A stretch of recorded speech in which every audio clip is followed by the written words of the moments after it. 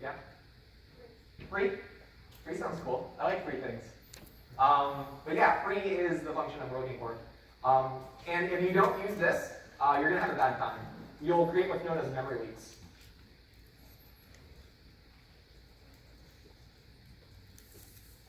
And memory leaks just sound bad, right?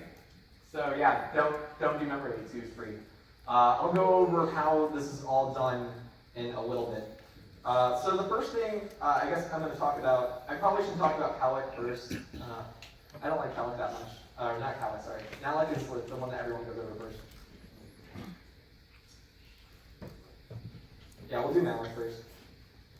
So malloc is a function that's in the standard library, so std.lib.h. And what it does is it returns what's known as a void pointer.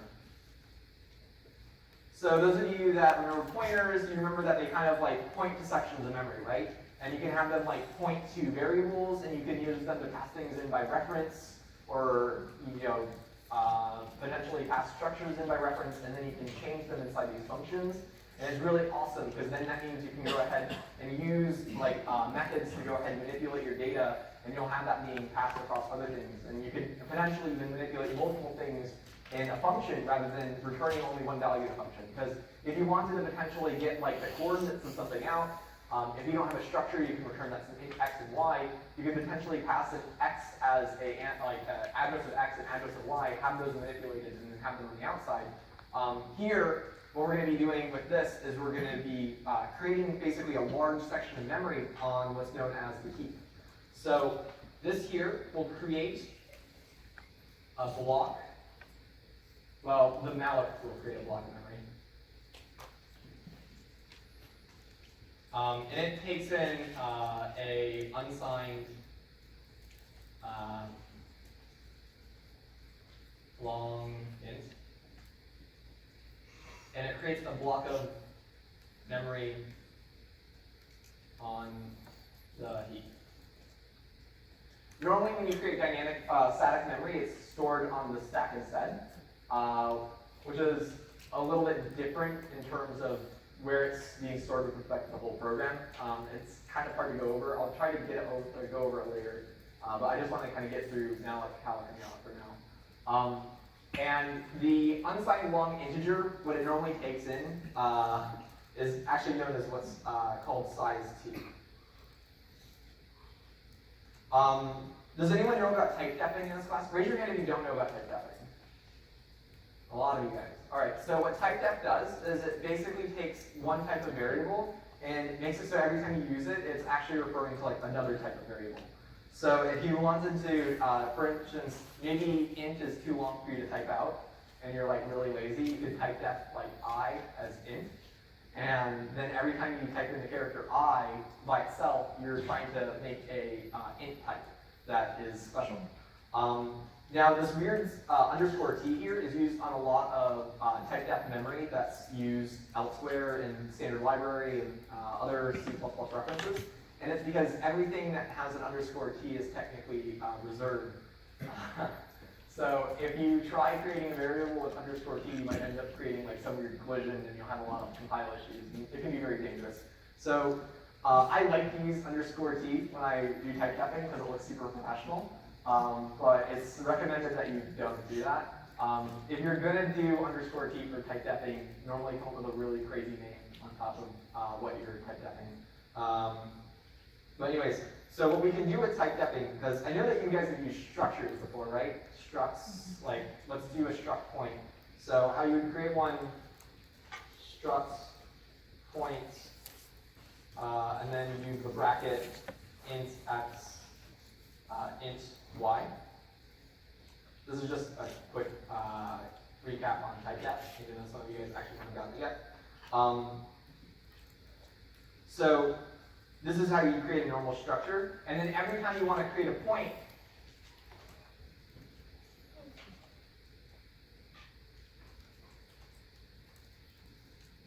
you have to type in something really long. You have to type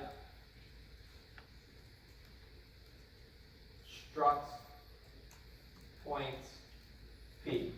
And that can be kind of annoying that you have to type the struct point And so what you can do if you type that is you can make it so rather than typing struct point, you just type in the word point. So how you do that is when you're making a structure anyways, you can go ahead and just put type def in front of the struct point, and then you can put whatever you want to call your point here at the end. And it would look a lot neater in code when you're going through sections. Like rather than having like, 30 structs inside the function definition, you maybe only have 1 or 0, which could be really nice. I'll show you an example of that. Actually, why don't we do that right now so that way you can see how type defing works, because I think that this is something really important to know when you're looking at my code or you're working in general, because you're going to be doing a lot of structs inside this class. Hopefully you guys get really comfortable with it quickly, because otherwise there's going to be issues. So, let's go ahead and create a new program, and we're just going to go ahead and work with structs in here for now. So this is going to be standard io.h, pound include standard lib.h, int main void.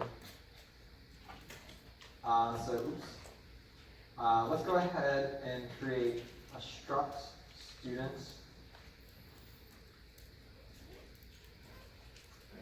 And I don't really want to type struct student every time I'm doing something.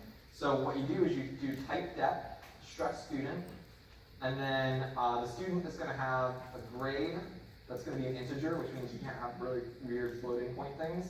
And you're also going to have a name. And I'm going to go ahead and do the names of the char star. And that probably looks really weird to you guys right now. Hopefully that makes you uncomfortable, because that looks really bad to me as well. But I'll go ahead and fix that in a little bit, and I'll feel a lot more comfortable, and you'll still feel awkward. All right, so this is how we do a type def student. Let me save this as a struct example 1 .txt. Son of a gun. All right. Or you know what? We're going to name it example 2, and it's going to be .c, because otherwise it'll complain. All right, there we go. So now we got some nice highlighting going on. So if you wanted to, you could do struct student S1, and then you could go ahead and say, does anyone remember like how I would change the grade of the student? S1 something? Dot what? Grade. And then I can just set something equal to that, right? It's 100. That's a really good student. But it was out of 1,000, so he actually failed. But now I can also do student S2. Instead of typing in struct, you see the difference between these two lines, right? And I can go ahead and say S2.grade is equal to 99. He's pretty good as well, or not. I don't know, it's hard to tell. But I want to go ahead and actually give them names. And the thing is, the char star is basically something, an address that points to a location in memory. And really, I can't use it because right now it's like pointing to some garbage memory. If I tried to access it, some really bad stuff would go on.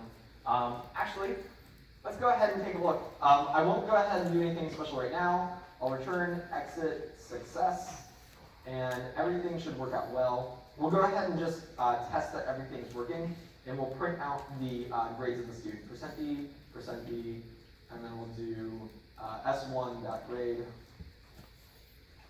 S2.grade. Is this correct? What's wrong? Ampersand? Do I need an ampersand? Why not? So this is something that gets people a lot. People are like, oh, you're doing like the value inside this bracket thing, you need to do an ampersand. You only do an ampersand when you're doing scanning because the scanning is changing the value. The print should never change the value, so it doesn't need to dereference it. So when you're printing values, you don't need the ampersand because you don't need to change it. You can almost imagine that the ampersand it literally gives the address of the variable to someone else. And the idea is that the function, if it knows the address of the thing, it can go there and mess it up. But if you don't know the address of where the variable is at, you can't touch it. And so that's like a good thing to have. It means that my print function will never change this value. And it shouldn't either. Like, that'd be horrible if it did. But yeah, so this will all be safe. Let me go ahead and put a new line character. That was actually kind of what I was looking for. Not really. I was checking to see if someone would say 10%. That makes me a bad person, probably. So now we'll GCC, and it'll be this struct example 2. And of course, it decided to save it as a.out. but that's okay. I'll deal with it for now. I'll go ahead and run a.out. So we'll do a.out, and boom, 199. That's great. It's working for now. Let's go ahead and make my life miserable. We'll take this thing here, and we'll go ahead and print out the character that's hypothetically at the name location. Does anyone know how to dereference something? Arrow? No, not arrow. Arrow is if this was a student pointer, I would be using the arrow. But I'm trying to dereference this name, because name is basically a pointer. This whole thing itself is a pointer if I put it in parentheses. So that's like a pointer there. Does anyone know how to dereference it? Yeah? Well, I have a question. Okay. I'm going to ask a stupid question. Okay, that's okay. What is dereference? Okay, so, do you know what reference would mean? If I want to pass something in by reference, what do I normally do? Yeah, so I want to use the ampersand when I want to pass in something by reference. When I dereference it, I basically remove the ampersand. There is a symbol in C that effectively removes the ampersand, and someone, I feel like in the back might know it. I just want to go ahead and see if someone will say it. Yeah? Put it in parentheses and then you put an asterisk. Yes, the asterisk is how you dereference things. So the idea is the ampersand references it, so that way you get the address of it. And the idea is the dereference wants to take the address and find out what the value is. And so the dereference is the process of taking an address and finding out what the value is. We're taking it and removing the reference. That's what the dereference means. So does that clear things up a little bit? If you're still a little bit confused on it, we can go over it in my office hours or after class. Yeah, question? I think I missed it. Why are we using struct on the first student S1 but not on the student S2? Because it's the same thing.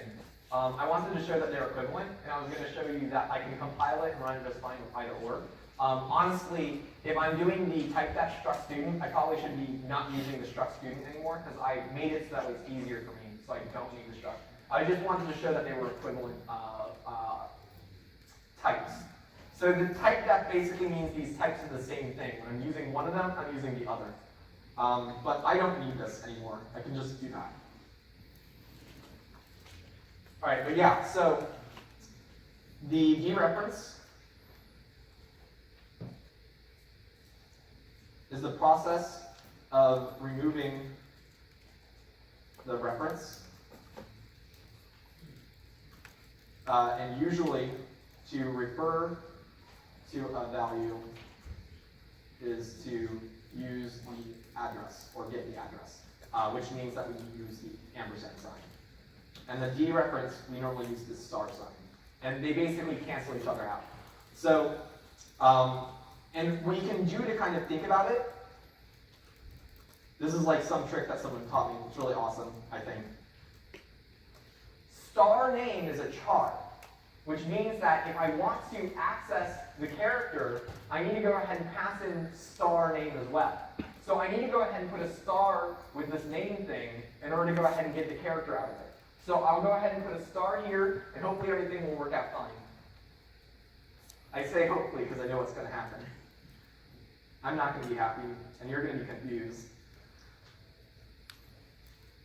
So this is how I get the character out of the name. Let's go ahead and compile and run. Everything worked out for some reason. Let's go ahead and check out what happened. Valid grind. That sounds bad. I'm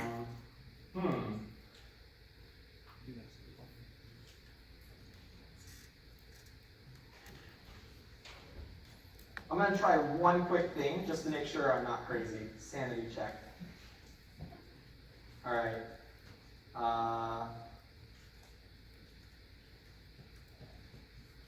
Oh, okay. So yeah, that's what's going on, I think. We'll try compiling this, and this will probably crash.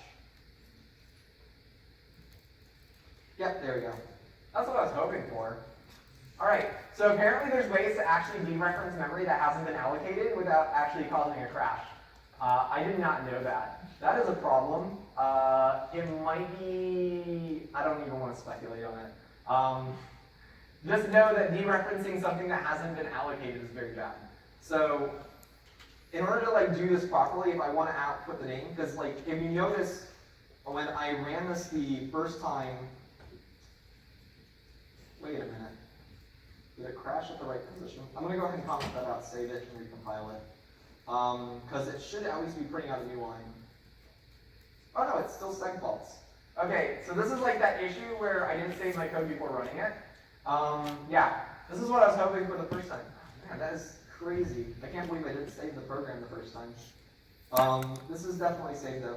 When you're using Notepad++, for those of you that aren't aware, if I type something in, like blah, and I haven't saved this yet, the little floppy disk at the top, which you guys probably don't know what that is red, which means that it's not saved. And so if I want to make sure that I'm compiling the right program, I need to go ahead and save it first, and then I can go ahead and recompile using GCC, and then scroll down so you guys can see what the heck I'm doing, and then I can run it in segfault. Cool. That's great. Anyways, so this is like a really long roundabout way to say that it's bad to dereference something that hasn't been initialized yet. We need to initialize s.name first. It's a pointer to the section in memory, and basically right now it's normally done as null, depending on the compiler, and so I'm dereferencing null. Dereferencing null is a very, very, very, very bad thing. Don't ever do it. That's going in my notes.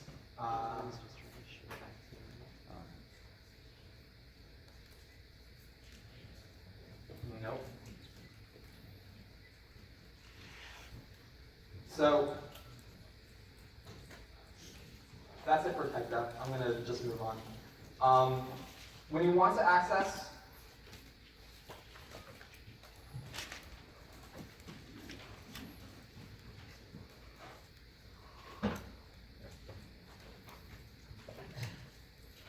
or pointed to by a pointer, you normally do a deep reference. And the deep reference that we usually use is we use the star operation. And the star operation, like if I went ahead and said star name, it should go ahead and give me whatever value stored at name. So the one thing that's interesting about this is that this only returns a character because of how it's stored, but we can actually use this to store a string instead. And how to use it to store a string is we can point it to a section in memory, rather than being just a single character, it's actually an array of characters. So how you can do that is pretty nice. What we can do is, prior to doing all this stuff before, you can go ahead and hard code or use a static string by doing the char with a bracket. But now we're going to go ahead and begin trying to use the malloc and the calloc, and hopefully we'll be able to do something really interesting.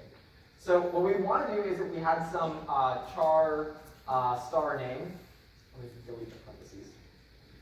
We would do name is equal to, and we'll do char star malloc, and then we want to go ahead and tell it the size of the name we're going to store here. So if we knew how big the name is, this would be really nice. Suppose the name is going to be 19 characters. What would I want to say is the number of characters I'll store? 20, because it's what? 19 plus the null character. So I'll do the size that I'm going to do, assuming that I know how big this is, plus 1, assuming that the size is equal to 19. That's like not how you code at all. But imagine size stores 19. I can go ahead and do size plus 1. And then what I need to do is make sure that I'm allocating the right size there. Because the thing is, I need to allocate 19 blocks that are of the size char. And so it's like really weird. It's like, how big is a char in memory? And that can change from system to system. And to make sure that you're using the right values, there's this really nice function that's built into the util, which is size of. So we can do size of char. And then the thing is, we want 20 of these things. This goes ahead and returns something that's of size t.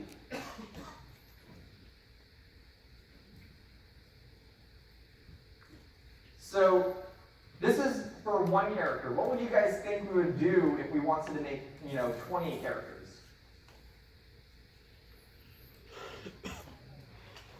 Yeah, we just multiply by the number of characters we want. If we want 19 of these things, or 20 of these things, we just go ahead and just do a multiplication here, and it'll go ahead and do everything we need.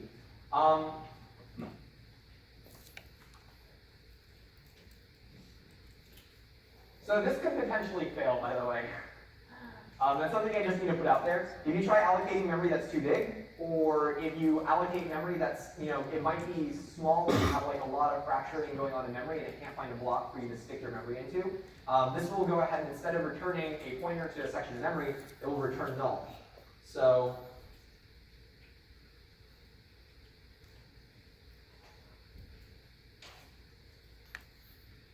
what did I say is a really bad thing to do with null earlier in the class?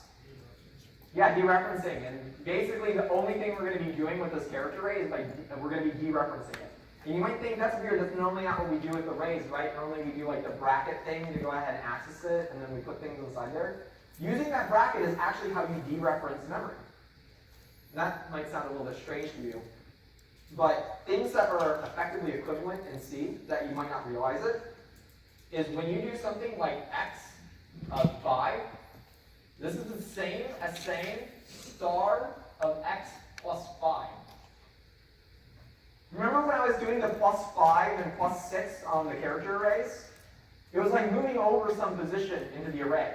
And then what happens is, by accessing that memory, I was actually dereferencing it using the printf. So this is effectively dereferencing the 5th location inside the memory, 5th being 0 index. So what would you want to do if you wanted to access the first spot in the array? Yeah, star x.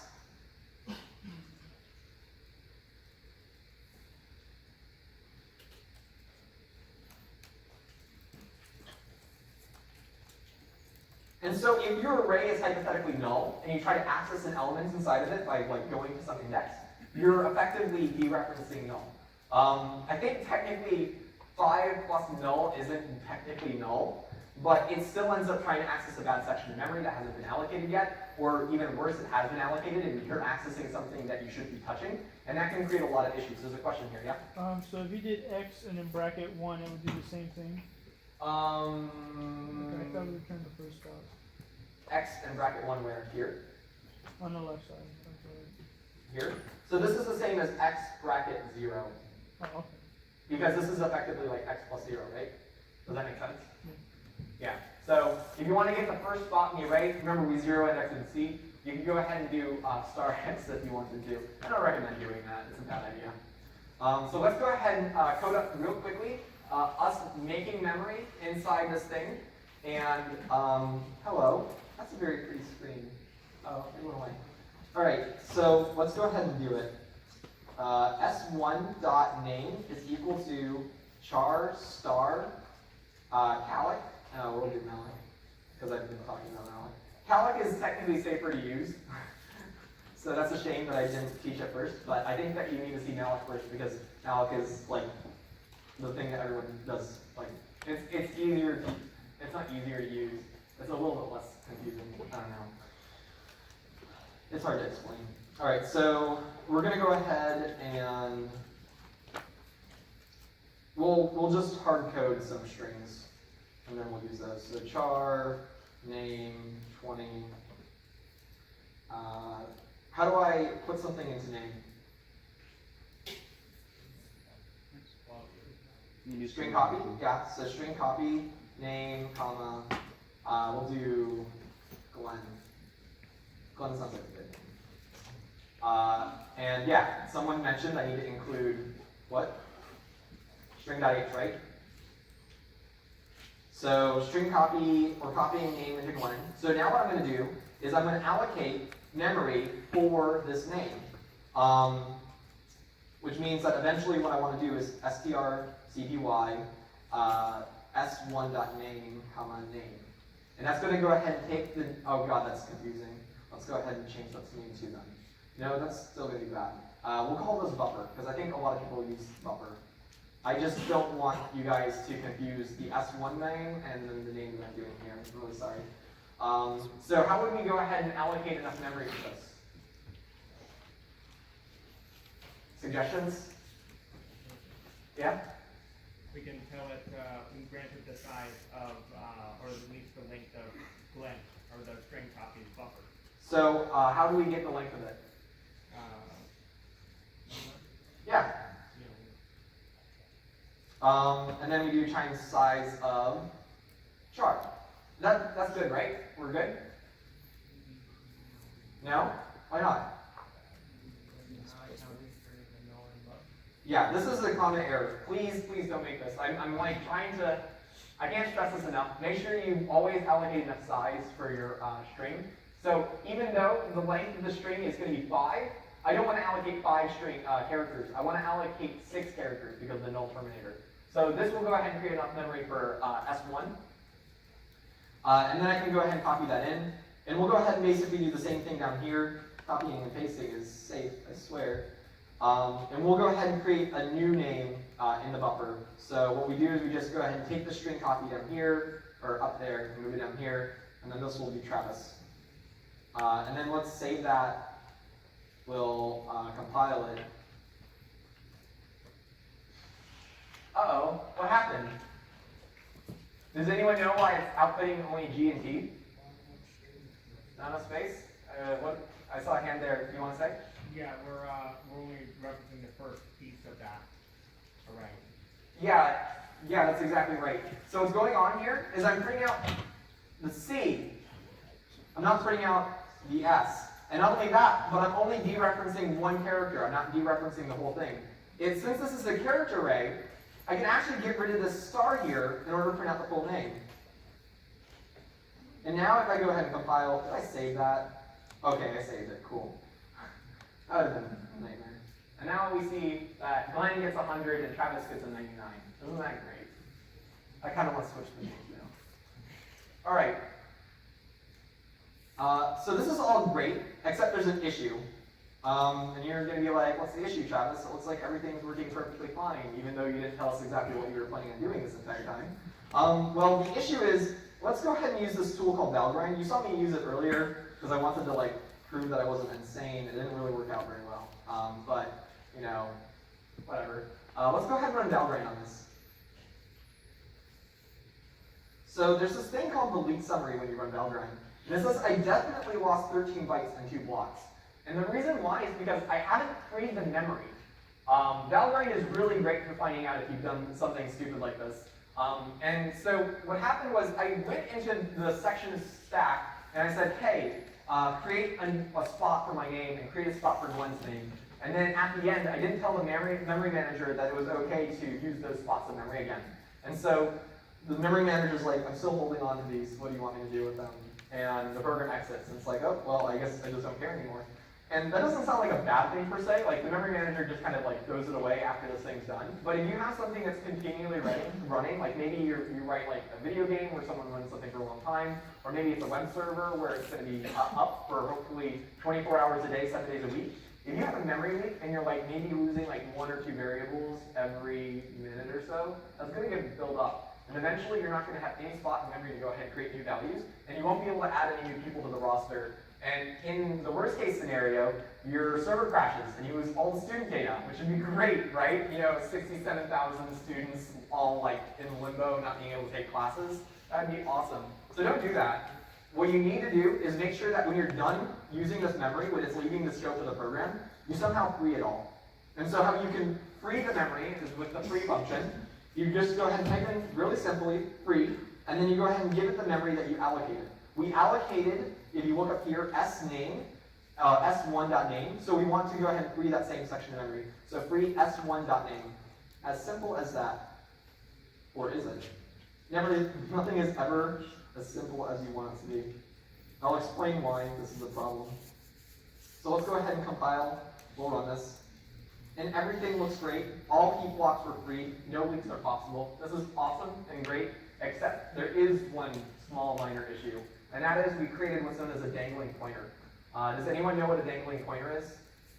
Maybe a few people. Does someone want to tell me about it? A pointer that no longer references the memory value? Yeah, so Okay. basically a section of memory that's no longer being handled by the memory manager.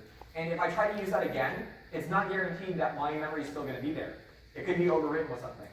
And what's even worse is I can try to free it again. And freeing it again is actually a very bad thing to do. That's called a double free. Those are both issues that you can run into. Let me go ahead and switch over to the overhead to go ahead and write these down. So, you should always free memory allocated using malloc and calloc and realloc, but we're going to go over those later. Hopefully next class I can go bang those out really quickly and we can go into more stuff. And when you free memory, you might potentially create an issue. You'll have what's known as a dangling pointer.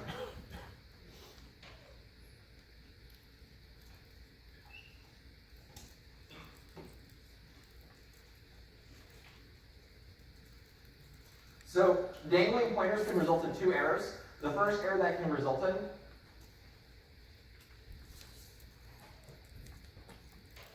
is a use after free.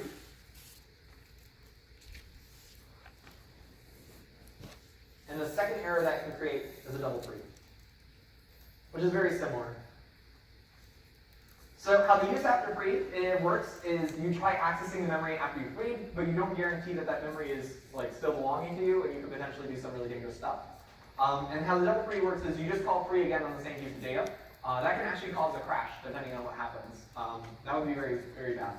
If your program crashes because of double free, then you effectively lose points on whatever I was running it on. So you don't want to have that happen at all. And why it's called the dangling pointer is because basically we can think of this pointer as being kind of like a block of memory that points to some other block of memory that's protected.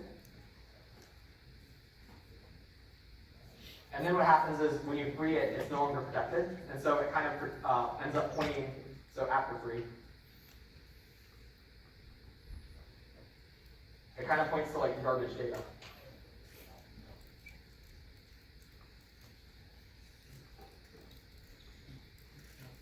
And so the idea is it's kind of just dangling out there, pointing into useless memory, and if you end up using it, you'll be doing something bad. So yeah, dangling pointer, really weird name, but it's a thing, and it happens all the time. The other memory violation you'll have that's really bad is you could potentially have the dereference null. I'm going to go ahead and say other problems.